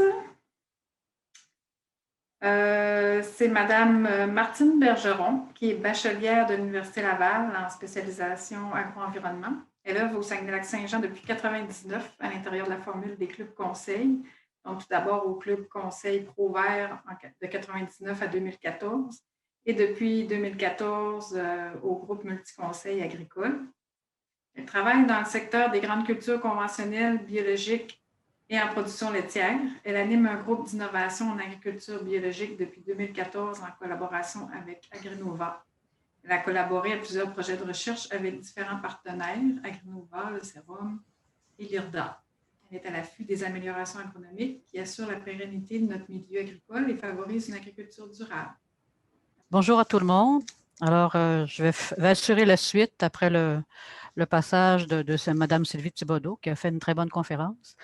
Moi, je vais plutôt vous présenter un petit peu ce qui se fait en région à partir de quelques projets de recherche. Alors, pourquoi les cultures d'automne? Ben, ça fait tout près d'une vingtaine d'années que je suis en région, puis depuis quelques années, je constate comme les producteurs qu'il y a on a un printemps difficile, on a des automnes pluvieux, difficiles pour la récolte. Donc, on s'est dit pourquoi pas la culture d'automne qui serait déjà en place, mis dans des conditions, dans de bonnes conditions pour l'implantation et que ça nous permet de la récolter aussi dans des bonnes conditions. C'est sûr qu'il y a des contraintes, je vais vous en parler durant la présentation, mais ce que j'aimerais faire aujourd'hui avec vous autres, c'est juste peut-être de vous ouvrir un peu plus sur cette possibilité-là à insérer dans vos rotations, puis de vous donner comme un plan B éventuellement avec tous les changements climatiques là, qui se présentent là, de plus en plus contraignants. Donc, on va commencer.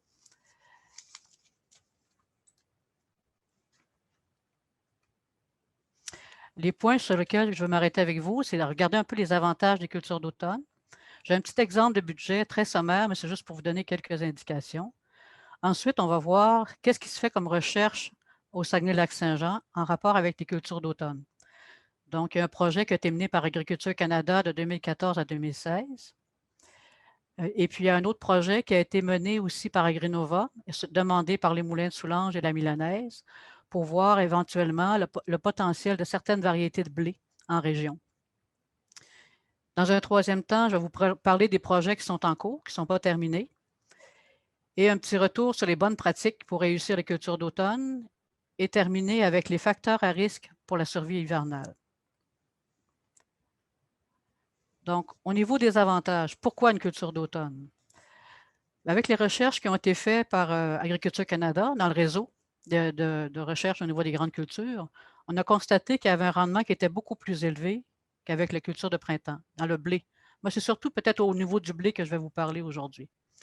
On a aussi une plus grande production de paille. On a moins de risque de fusariose, compte tenu que la floraison arrive beaucoup plus tôt que les périodes chaudes auxquelles on est habitué, chaudes et pluvieuses. On a une diminution de pesticides aussi qui peut être possible. Et ça nous donne une forte compétition aux mauvaises herbes au printemps, puisque la plante est déjà établie. Donc, ça, c'est déjà des avantages. Au niveau de la conservation des sols, donc c'est une culture qui va être en place durant l'hiver, donc à une période où le sol est beaucoup plus à risque pour l'érosion, ce qui nous fait une protection hivernale. Ça diminue les risques d'érosion. Vous avez vu tantôt avec Mme Sylvie Thibodeau, ça donne aussi des systèmes racinaires qui peuvent être développés parce qu'ils sont déjà bien installés. Donc, ils vont décoller beaucoup plus en force au printemps, ce qui favorise à ce moment-là une augmentation aussi de la vie du sol. Ça permet une utilisation efficace de l'eau au printemps, parce qu'elles sont déjà en place, donc elles vont déjà aller prélever l'eau qui est dans le sol. Et ça permet aussi une augmentation de la teneur en carbone du sol par la présence là, des racines là, qui sont bien installées et qui vont se décomposer aussi là, avec la maturité de la plante. Un autre élément qui est important, c'est que ça permet aussi de gérer les opérations agricoles sur la ferme. Autrement dit, ça nous laisse une marge de manœuvre. Naturellement, la récolte est beaucoup plus hâtive que les autres récoltes de culture printanière, ce qui laisse du temps à l'automne à ce moment-là pour planifier certains correctifs. Sur ce point-là, je voudrais mettre une attention particulière parce que si on décide de faire des cultures d'automne, il faut déjà que nos champs soient en excellentes conditions.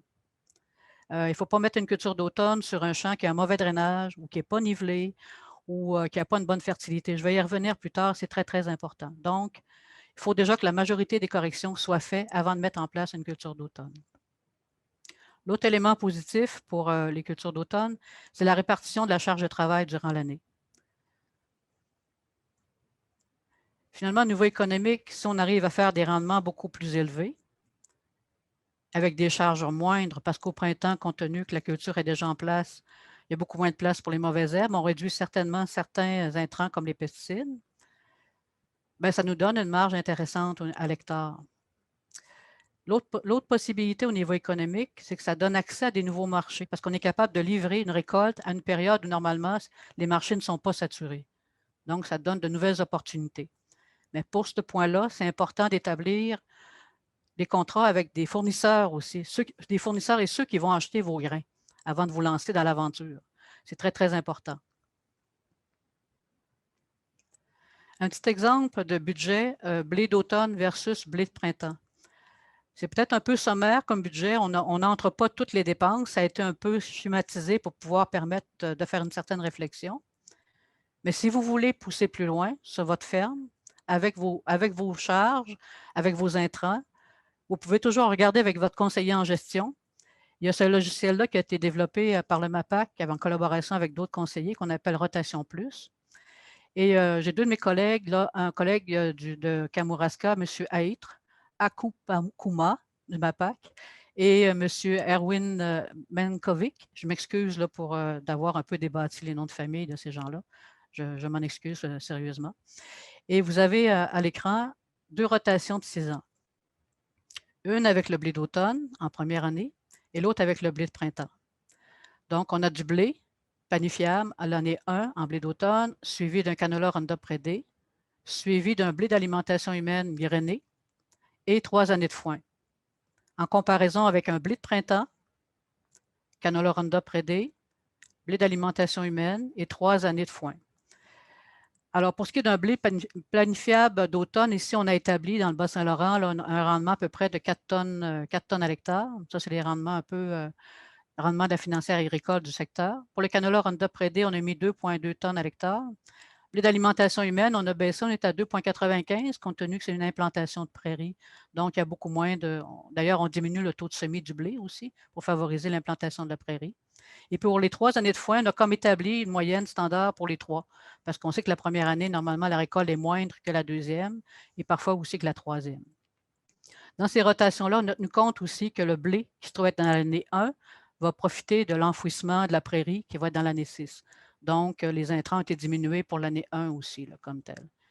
Et si vous observez, pour la rotation avec le blé d'automne, on arrive avec une marge moyenne à l'hectare sur l'ensemble de la rotation à 332 $ l'hectare.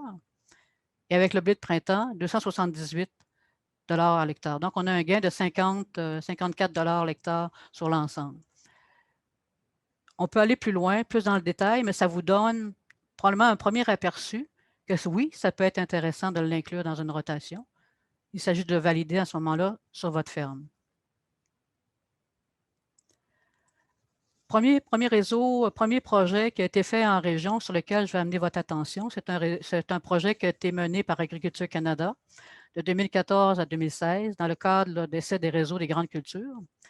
L'information m'a été communiquée avec gracieuseté par l'équipe de M. Denis Pajot. Alors, les essais avaient été faits sur 5 sites à l'époque, Belleuil, Princeville, Saint-Augustin, La Pocatière et Normandin. Et ce qu'on faisait, c'était différentes doses de semis, dates de semis et différents cultivars. Moi, je vais mettre l'attention surtout sur le secteur de Normandin, qui est notre région, pour pouvoir approfondir un peu les points de force qui nous permettraient de réussir l'implantation, entre autres, là, du blé d'automne. Ce programme, à l'époque, avait été financé par le Partenariat canadien pour l'agriculture. C'était une entente qui avait été conclue entre le gouvernement du Canada et du Québec. Donc, on avait 4 dates de semis, espacées de 15 jours. NO pour Normandin, donc mi-août, début septembre, mi-septembre, fin septembre et mi-octobre. On avait 4 densités de semis, 250 grains au mètre carré, 350, 450 et 550, et 3 cultivars de blé, dont le Warthog, panifiable, le Harvard, panifiable aussi, et le Carnaval, qui est un blé de Provence. La survie à l'hiver pour la première période 2014-2015 avait été fortement affectée par la température. Donc, on voit des taux de survie vraiment quand même assez faibles. Mi-août, on avait 28 % de survie. Début septembre, 29 %. Mi-septembre, 24 % et fin septembre, 15 %. 2015-2016, une année plus favorable pour l'automne et pour le printemps, complètement différent au niveau de la survie et des rendements. Donc, mi-août, on retrouve encore un rendement beaucoup plus élevé, 86 % de survie, et le rendement aussi plus élevé, je vais vous le présenter après. Début septembre, 81 % de survie, mi-septembre, 82 % et fin septembre, 82 %. Et quand on regarde les résultats suite aux essais qui ont été faits, au niveau de Normandin 2015-2016, on avait pour la mi-août un rendement de 7 038 kg à l'hectare. Pour le début septembre, un rendement de 7 000 kg à l'hectare. Mi-septembre, 6 649 kg à l'hectare. Et fin septembre, déjà, on affectait largement le rendement. On était à 4 481 kg à l'hectare. Donc, les meilleurs rendements, ça jouait entre mi-août et mi-septembre. Et quand on arrivait vers la fin septembre, si on implantait à la fin septembre, ça réduisait considérablement les rendements. Selon l'équipe de chercheurs, un taux de survie, on vise un taux de survie de 65 % au printemps de l'année d'après, parce que le semis, la culture est semée l'automne d'avant. 65 % nous permettrait d'atteindre approximativement un rendement qui serait à peu près égal à une implantation là, de céréales de printemps. Puis dans certains cas où ça va très, très bien, où les dates de semis sont faites correctement à temps, on pourrait arriver avec des rendements quand même assez élevés là, de 7 à 8 tonnes. C'est sûr qu'on est en parcelle expérimentale. Des fois, en plein champ, il y a quand même beaucoup de variabilité. C'est rare que les champs sont parfaitement uniformes. C'est peut-être un peu plus bas que ça, mais ça peut quand même donner des rendements intéressants. Pour vous montrer ici, j'ai 2 tableaux qui font partie aussi du projet de recherche d'Agriculture Canada. Vous voyez en parallèle les rendements en bas, les rendements des essais qui ont été faits en zone 3, et en haut, la survie à l'hiver. Et si vous regardez juste 2015, qui est ici, avec les rendements, on voit que le taux de survie était vraiment très, très bas. Ça va de soi que les rendements n'étaient pas là non plus. Par contre, on se retrouve avec des années où on a eu quand même des rendements intéressants qui allaient pas loin de 7000 kg à l'hectare, 5500, 6000, 6100. Donc, c'est quand même, il y a quand même c'est pas régulier, il y a des variations, des variabilités. Et on va le voir aussi tantôt. La réussite d'une culture d'automne, il y a plusieurs facteurs. Il y a le facteur agronomique, il y a la génétique qui va avoir un impact sur les facteurs de réussite. Il y a aussi les facteurs environnementaux.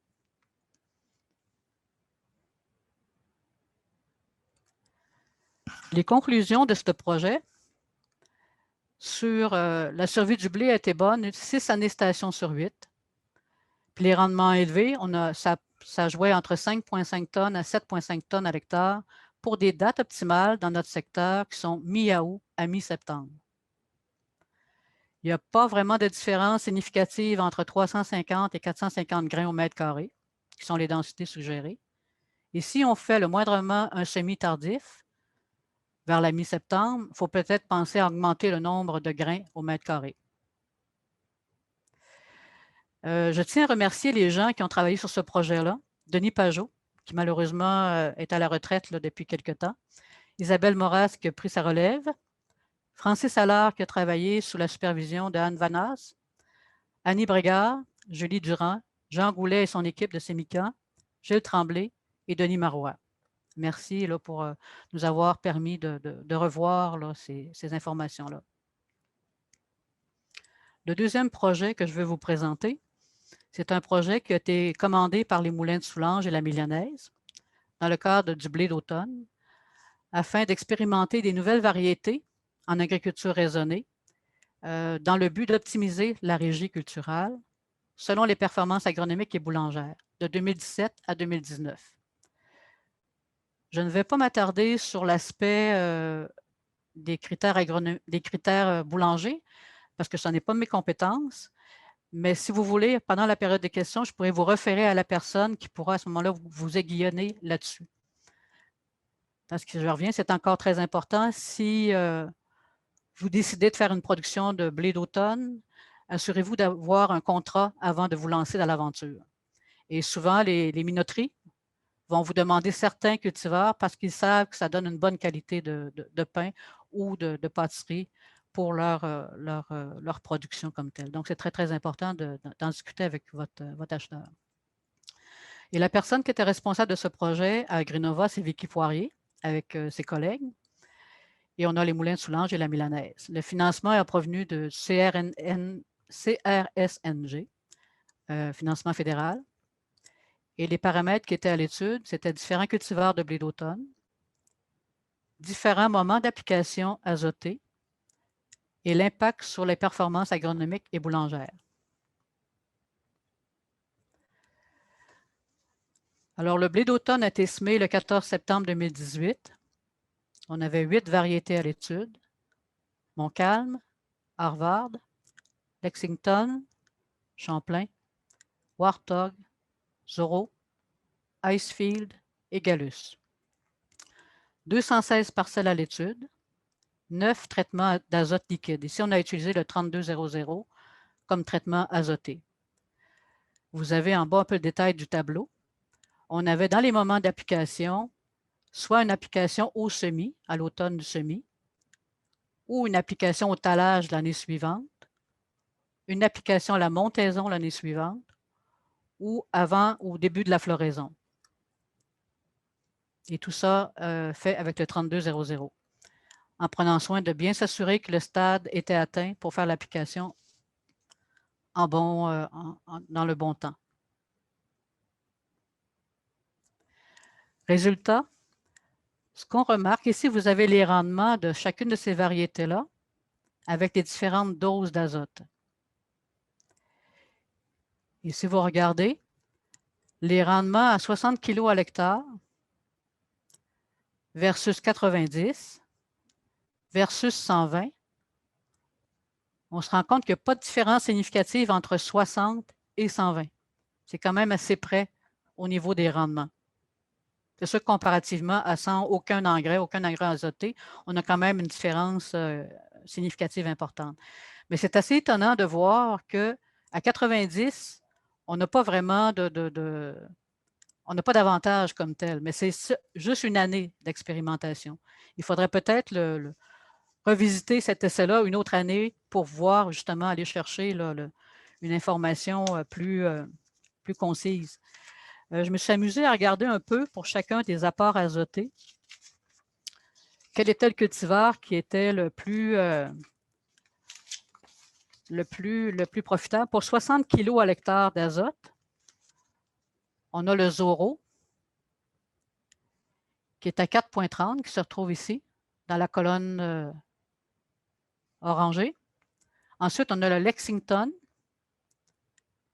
qui est ici dans le bleu ciel, 3,86. Après, on tombe avec le Harvard, 3,82 tonnes à l'hectare, et le Gallus, qui est à peu près 3,81, à 60 kg à l'hectare. Dans la littérature, où on nous recommande normalement dans la fertilisation, c'est sûr, il faut combler les besoins en phosphore et en potasse, c'est primordial en premier. Normalement, on les comble à l'automne. Pour ce qui est de l'azote, dans certains cas, on recommande de fractionner. Il semble que le blé panifiable et le blé de Provence tiraient avantage à être fractionné. Ça, vous allez retrouver ces informations-là dans le guide de Mme Anne Vanas. Mais pour ce qui est du blé de pâtisserie, il n'y a pas vraiment avantage à le fractionner comme tel. Mais là encore, ça reste encore des recherches à faire au niveau de la région. Si on monte maintenant à 120 kg à l'hectare, on se retrouve comme premier en tête de liste encore le Zoro à 4,39 tonnes à l'hectare. Ensuite survient le Champlain, le Lexington à 4,06 tonnes à l'hectare et le Montcalm à 3,96. On est quand même un tonnage quand même assez intéressant là, comme blé. Donc, selon l'étude statistique, il n'y avait pas de différence significative entre 60 et 120 kg à l'hectare comme tel. Autre point, l'indice de chute comme tel, la variation des doses d'azote n'a pas eu vraiment d'impact sur l'indice de chute. Il y a peut-être 2 cultivars qui se sont montrés un peu plus sensibles, qui ont un indice de chute supérieur, qui serait le Montcalm, que vous avez dans le vert, et le Warthog, qui est dans le bleu un peu plus foncé. Normalement, on vise là, 250 comme minimum au niveau de l'indice de chute. Et ça a un impact au niveau de la qualité boulangère.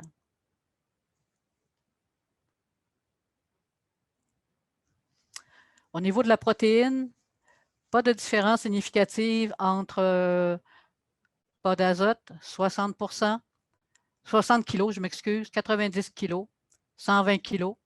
Une légère différence à 150 kg, mais sous toute réserve. La personne qui a fait le suivi de projet m'a dit « Martine, j'aimerais bien que tu mettes une note comme quoi, quand même, on se garde une petite réserve quant à cette information-là. » Mais il semble qu'à 150 kg à l'hectare, il y a une meilleure expression des protéines chez certains cultivars, qui sont le Harvard, le Icefield, le Montcalm, le Zoro, le Warthog et le Gallus. Mais comme je vous dis, c'est avec une petite réserve. Donc, un gros merci à Mme Elisabeth Vachon des Moulins de Soulanges, M. Robert Beauchemin de la Milanaise, qui sont à l'origine de cette recherche en région. Merci aussi à Vicky Poirier et à ses collègues, Mme Geneviève Pouliot, M. Jorge Moneris et Xavier Desmeules, qui ont participé aussi à la réalisation du projet. Plus il y aura de projets en région, plus on sera outillé pour réussir dans notre milieu. Il y a d'autres projets en cours, dont un, entre autres, sur l'impact des céréales d'automne sur la rentabilité, l'amélioration de la santé du sol et la réduction de l'usage des pesticides par rapport aux céréales de printemps. C'est en cours depuis 2020. C'est mené par M. Francis Allard de l'IRDA dans le cadre du programme Prime Vert du MAPAC, volet 2, approche interrégionale. Et le GMA agit comme collaborateur à ce projet-là. 2019 à 2020, ça a eu lieu à la ferme Taillon et Fils à Saint-Prime. On a fait des essais avec le seigle Danielo, qui est un seigle hybride, blé de printemps Walton et Major, et blé d'automne Frontenac. Alors, comme vous le savez, on a eu une surprise là, au mois de juillet de 2020. Pas partout, mais ça a été le secteur. On avait dit que le climat s'était donné le mot d'ordre de nous jouer un mauvais tour. Les parcelles qui étaient à l'étude ont reçu de la grêle à Saint-Prime. Mais on a des très belles photos. Le rendement était vraiment prometteur. C'était bien décollé. Le seigle d'automne était magnifique. Le blé d'automne était magnifique aussi. Et le blé de printemps aussi, c'était bien parti. Donc, le projet se poursuit encore pour une deuxième année, 2020-2021. Et cette fois, on a le seigle Bracetto. On a un essai avec le triticale Pica, le blé d'automne Frontenac, et le blé de printemps va être choisi lors du semis comme tel. Un autre projet qui est encore à l'étude, qui a commencé l'année dernière, c'est un essai exploratoire sur le canola d'automne au Saguenay-Lac-Saint-Jean. C'est encore fait à la ferme Taillon et Fils. Celui-là, c'est mené par M. Sébastien Bockel du Sérum et le GMA est collaborateur là, à la réalisation du projet. On a deux cultivars de canola d'automne, le Plurax et le Mercedes. À l'automne, au mois de novembre, l'implantation était très belle, les rosettes bien installées. Là, on va suivre un petit peu ce qui va arriver avec les pluies et les gels là, qui s'en viennent. Donc, à suivre là, pour le printemps 2021. Un troisième projet en cours, c'est à la ferme Javy à Saint-Bruno. C'est un comparatif de différentes variétés de blé d'automne avec une céréale de printemps et le but de diversifier les cultures à la ferme et de diminuer aussi et de varier les pesticides. Donc, c'est une collaboration ferme Javy, Moulin de Soulanges et GMA. Voilà pour ce qui est des projets qui sont officiellement en cours. Il y a certainement d'autres petits projets qui sont menés à différents endroits. Mais pour l'instant, on voulait comme dégager des projets dans lesquels il y avait des résultats qui pouvaient être pertinents pour vous aider à prendre des décisions ou à vous lancer dans l'aventure d'inclure des céréales d'automne, du blé d'automne, entre autres, dans vos rotations. Mais je vais prendre le temps de faire un petit rappel sur les bonnes pratiques pour réussir. Ça va rejoindre un petit peu ce que Mme Thibodeau a dit, mais juste se le rappeler, c'est jamais mauvais. Donc, au départ, choisir les cultures. Choisir un bon précédent cultural en fonction de la région climatique où vous êtes et semer à la date optimale. Ça, c'est très, très important. Parce que si vous semez le blé trop tôt, il va faire beaucoup de feuilles, puis il va être beaucoup plus sensible à la pourriture nivelle l'année d'après. Donc, il faut vraiment viser. Puis on vise 3 feuilles normalement pour le blé d'automne. S'il est à 1 feuille ou 2, il peut risquer d'avoir la difficulté. Je vais vous en reparler tantôt par rapport au processus de vernalisation, sa tolérance au froid. Donc, il faut vraiment choisir la bonne date optimale. Deuxième point, le choix d'espèces en fonction de sa rusticité, de son potentiel de rendement aussi et de sa tolérance à l'averse et aux maladies. Et finalement, et un autre point important, dans les cultures d'automne, si on regarde la culture qui est la plus résistante, qui tolère le mieux le froid, on a le seigle en premier lieu. On a le triticale qui est un mélange à la fois de seigle et de blé. Troisième place, le blé d'automne, l'épeautre d'automne et l'orge d'automne. Et dernier point, le potentiel de rendement. Donc, ça, c'est quand même très important. Deuxième chose, l'implantation. Un sol avec un bon égouttement de surface, c'est super important. Avec un bon drainage aussi, c'est super important. Donc, il ne faut pas se lancer dans l'aventure avec un sol qui est plus ou moins prêt pour une culture d'automne parce que ça va être certainement un échec en prévision. Deuxième point, un sol en santé, non compacté, avec une bonne structure qui va permettre une bonne infiltration de l'eau. Et troisième point, une fertilisation équilibrée avec un bon pH. Troisième point, la date de semis pour notre secteur à nous, selon les recherches d'Agriculture Canada qui ont été faites de 2014 à 2016, mi-août jusqu'à la mi-septembre.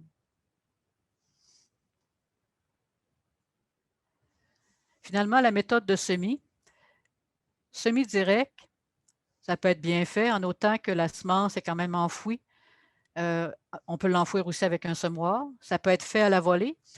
Mais j'aimerais que vous gardiez ce point-là en tête parce que je vais vous revenir à la fin de la présentation avec le principe de la vernalisation. Et il faut vraiment que la semence soit en contact avec le sol pour qu'elle puisse être bien protégée justement des impacts là, des contraintes de climat hivernaux. Donc, un bon contact sol-semence pour une germination rapide. Très important.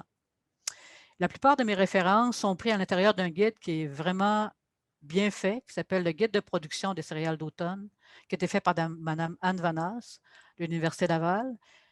Ça vaut la peine. Si vous êtes intéressé par les cultures d'automne, on y parle aussi de seigle et de d'autres cultures. Il est vraiment complet. Vous pourriez à ce moment-là aller le prendre et puis vous informer et puis vous en inspirer aussi pour réaliser votre projet. Céréale d'automne, c'est quoi sa particularité à une céréale d'automne? Ça le dit en soi, il faut que ce soit une plante qui soit capable de passer les températures plus froides d'hiver. Donc, il faut que la plante ait une capacité à tolérer les températures plus froides. Il y a 2 éléments qui sont importants là-dedans. Il y a l'aspect génétique de la plante comme telle, sa capacité à pouvoir le faire. Et le deuxième point, c'est aussi le climat, l'environnement qui va avoir un impact. Ça, on va le voir un petit peu plus en détail dans quelques secondes lors du processus de vernalisation. Donc, pour qu'elle puisse passer l'hiver, il faut qu'elle soit en contact avec, il faut que ses feuilles et ses tiges soient en contact avec des températures froides, afin qu'à ce moment-là, le processus de tolérance s'inscrive dans la plante comme telle. Et une fois qu'elle a atteint ce stade-là, elle va pouvoir passer du stade végétatif au stade reproductif qu'on appelle le processus de vernalisation. Quand on regarde les 3 plantes qui sont en dessous, LT 50, ça veut dire que c'est la température à laquelle 50% de ces plantes vont mourir, 50% de la population de ces plantes-là vont mourir si on descend en bas de moins 27 degrés Celsius pour le seigle d'automne, je m'excuse, moins 19,5 degrés Celsius pour le blé d'automne et moins 14,7 degrés Celsius pour l'orge d'automne.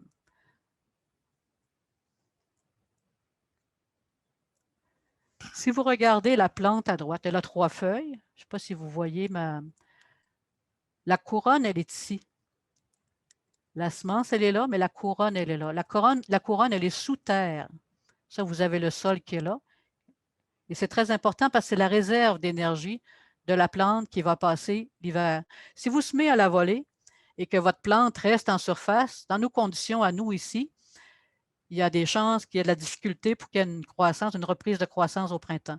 Donc, je voudrais vraiment que vous ayez ça en tête quand vous faites votre semis à l'automne, de penser à bien enfouir votre semence, qu'elle soit bien en contact avec le sol. La période de tolérance au froid, elle a lieu entre 8 et 12 semaines après le semis. Et normalement, on s'attend à ce que la plante ait atteint son acclimatation vers la mi- ou la fin novembre. Donc, de 0 à 4 semaines, c'est la croissance active. C'est juste avant le gel hivernal. Donc, la plante commence à faire ses racines, fait son feuillage, s'installe, et on vise à peu près 4 feuilles début talage. Pas plus que ça, parce que comme je vous ai dit tantôt, si vous forcez beaucoup au niveau de la fertilisation, que vous semez plus tôt, puis que là, on est vraiment talage complété, début montaison, il va y avoir un problème à la reprise au printemps. Parce que ce talage-là, ce feuillage-là va probablement inciter aussi la pourriture nivéale à s'installer plus facilement. Donc, il faut vraiment viser un bon stade avant que la dernière température, avant que le dernier gel hivernal s'installe. Comme je l'ai dit, s'il y a plus de feuilles, on a un risque de pourriture nivéale pour l'année qui suit.